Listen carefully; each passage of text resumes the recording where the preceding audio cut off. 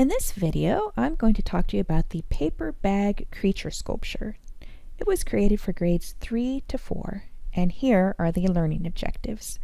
Students will learn about form so that they can create a three-dimensional creature that includes essential details such as ears, paws, a tail, wings, antlers, etc.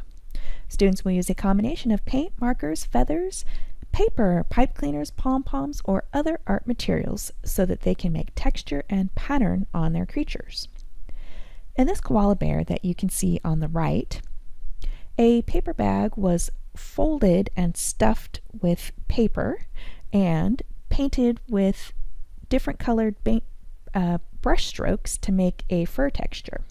Big fluffy ears were created with construction paper and then clipped to look like to make them look like they're fuzzy. You can see that construction paper was used to make arms and feet, and they even have a eucalyptus branch with a leaf so that the koala bear can have a tasty snack. The eyes have little gleams of light on them, and then it has a cute little oval nose and a smiling mouth. The materials that you could use: a paper bag such as a plain brown school lunch bag or a colored bag, a stuffing material like crumpled newspaper, or a lot of times in school offices there is a big bin of shredded paper, scissors, and glue, and then any combination of the following that you have on hand: tempera paint, markers, construction paper, patterned paper, pom-poms, pipe cleaners, feathers, and anything else that you can think of. You can see on this skunk on the right side of the slide that the student first painted the paper bag black and then covered it with black feathers so it looks extra fuzzy. Then the student used construction paper to make things like the tail and the paws and the ears, and also markers to give texture to those.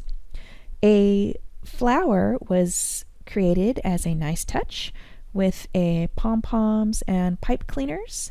I also like the nice fuzzy pom-pom nose, and markers were used to add things like details to the flowers and the smile and the eyes. One of the things that I really love about this project is that every student's sculpture is different. Sometimes the projects that we do with students, they all look very similar, like in this picture here. But for this project, I like to let my students have free rein and create whatever kind of creature they want to.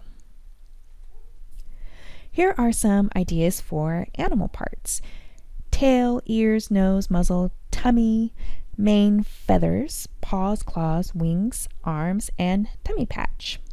And some ideas for texture and pattern: fur, spots, stripes, and fluff.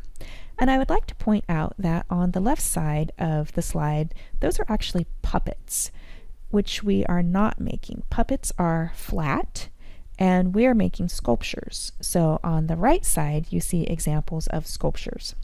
But I did include this example from the internet because it has such good ideas for things like tusks and trunks and claws and that type of thing. So there are lots of options for making the shape of your sculpture. So in the top example of the owl, you can see that the paper bag was folded into a triangle shape on the top and then folded over to create that the kind of ears and brows of the owl. And then construction paper was used to add wings. On the otter example, on the bottom part of the slide, the paper bag was stuffed and then crumpled at the bottom so that it created an area for the flippers of the otter to be attached, and then the head and paws and little baby otter were added.